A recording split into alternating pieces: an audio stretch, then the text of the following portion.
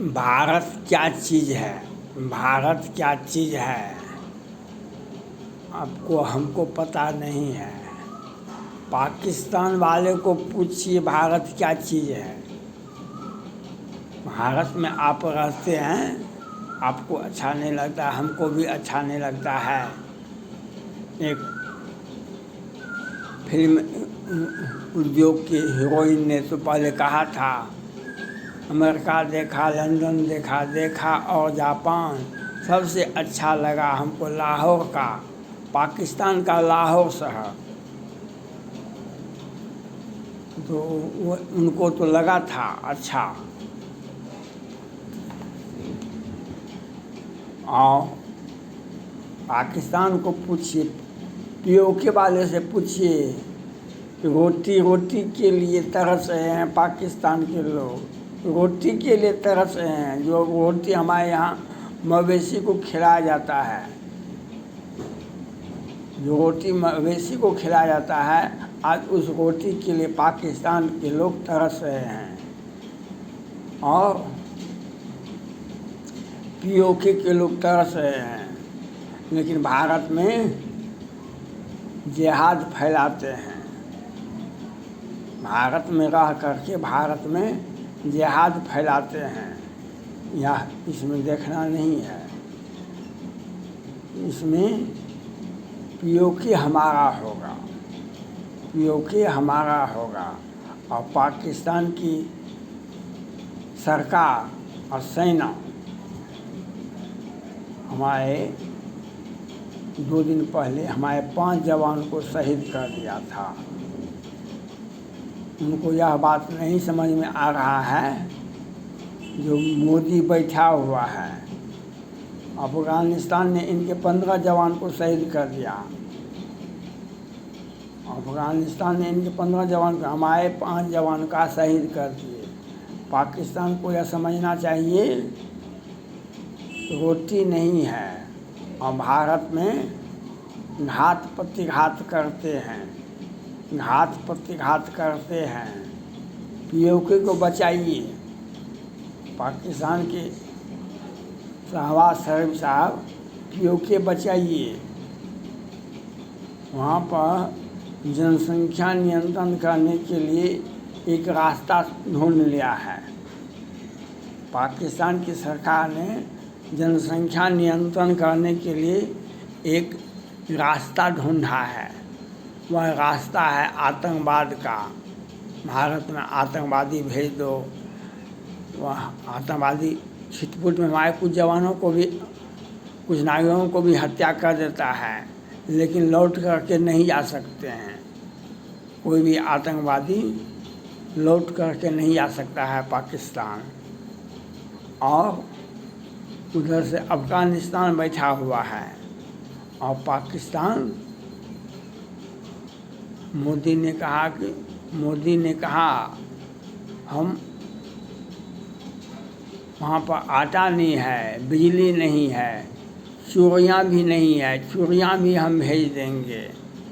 भारत के कुछ लोग कहते हैं कि पाकिस्तान चूड़ियाँ नहीं पहना है, पाकिस्तान चूड़ियाँ नहीं पहना है। चूड़ियाँ पहना है या नहीं पहना है, वह तो दुनिया देखा है। दुनिया देखा है जो किस प्रकार से वहाँ पर 1971 हो या कारगिल युद्ध हो या सर्जिकल स्ट्राइक हो, देखा है दुनिया। तो भारत कब क्या करेगा, जिस दिन भारत चाहेगा उस दिन इस्लामाबाद में झंडा फहर जाएगा। यह सोचना पड़ेगा। लेकिन भारत की मंशा यह नहीं है। भारत की मंशा है, आप पड़ोसी हैं, पड़ोसी की तरह रहिए और आतंकवाद को मत बढ़ाइए, आतंकवाद को मत भेजिए भारत में। अगर आप इसी प्रकार से भेजते हैं तो पीओके को ठीक कीजिए, पीओके को ठीक कीजिए। कैसे ठीक हो जाता है पीओ के, ये दुनिया देखेगी। पाकिस्तान में चाइना ढुक गया है, पाकिस्तान में चाइना ढुका हुआ है। चीन के नागरिक मारे जाते हैं, चीन के सैनिक वहाँ मारे जाते हैं। चीन अब म्यांमार में तो फंसा हुआ ही है, पाकिस्तान में फंसा हुआ है, और वहाँ भारत से उलझने के लिए चाइना पाकिस्तान का सहारा लेता है। भारत से उलझने के लिए चाइना पाकिस्तान का सहारा लेता है, क्योंकि चाइना को अब वह क्षमता नहीं है जो भारत से सीधे युद्ध करे। वह चाइना को वह क्षमता नहीं है जो भारत से सीधे युद्ध करे, तो वह पाकिस्तान को मदद करता है, पाकिस्तान को उकसाता है, और जनसंख्या नियंत्रण करने के लिए पाकिस्तान ने जिहाद बना के रखा है कि भारत में भेजते रहो, भारत उसे मार ही देगा। इसके लिए तो आप इस प्रकार का जो भ्रष्टता पाकिस्तान ने किया है, उसका हिसाब किताब मोदी जी लेंगे। यह आपको अपना मजबूती से रहें। फिर बालाकोट एयर स्ट्राइक होगा तो वह भी आपको पता चल जाएगा। चाइना आपको बचा नहीं सकती है, चाइना हाँ आपको लगा सकती है और आपके नागरिकों की हत्या करवा सकती है।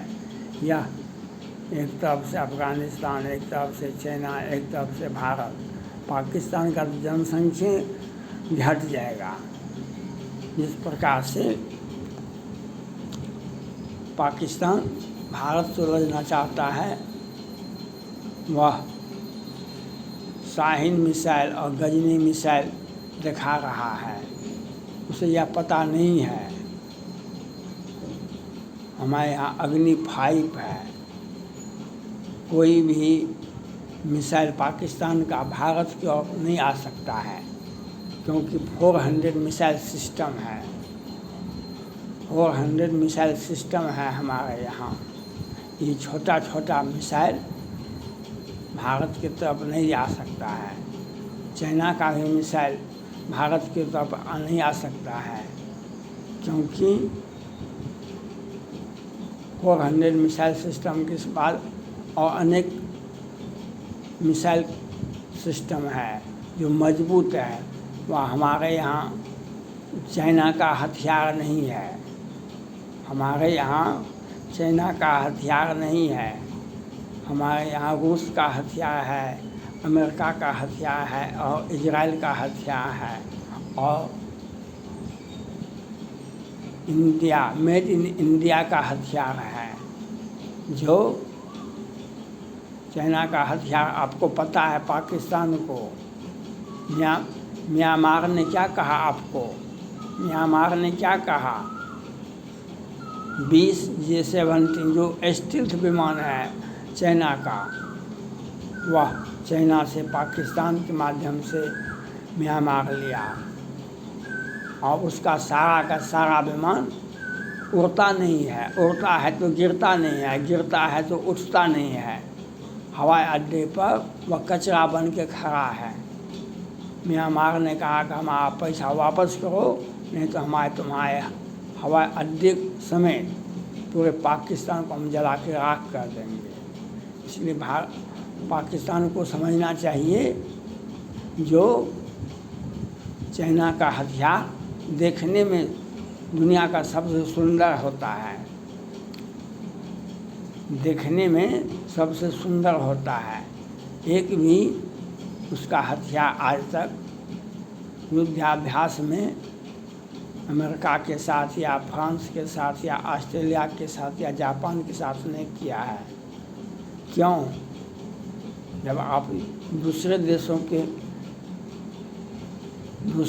के सैनिकों के साथ युद्धाभ्यास कीजिएगा, तब आपको पता चलेगा कि आपका क्षमता क्या है, आपके हथियार का क्षमता क्या है। आप अपने घर में अंधेरे में बना करके बैठे हुए हैं तो वह कहने से अपने दुनिया नहीं डरती है। पाकिस्तान को यह समझना चाहिए अपने नागरिकों पर आटा, इलेक्ट्रिक और चूड़ियाँ पर ध्यान दें। महिलाओं का सम्मान होता है चूड़ियाँ, उस पर ध्यान देना चाहिए पाकिस्तान को। और पीओके में जो समस्या है उसका निदान कीजिए। और हमें तो बनाया हुआ पीओके मिल जाएगा और हमें बहुत ज़्यादा कष्ट नहीं होगा। इसलिए पाकिस्तान को चाहिए कि हर हाल में भारत से आतंकवाद को मत निर्यात करें। भारत में आतंकवाद को निर्यात करेंगे तो पीओके तो जाएगा ही, लेकिन आगे भी और आफत आएगा।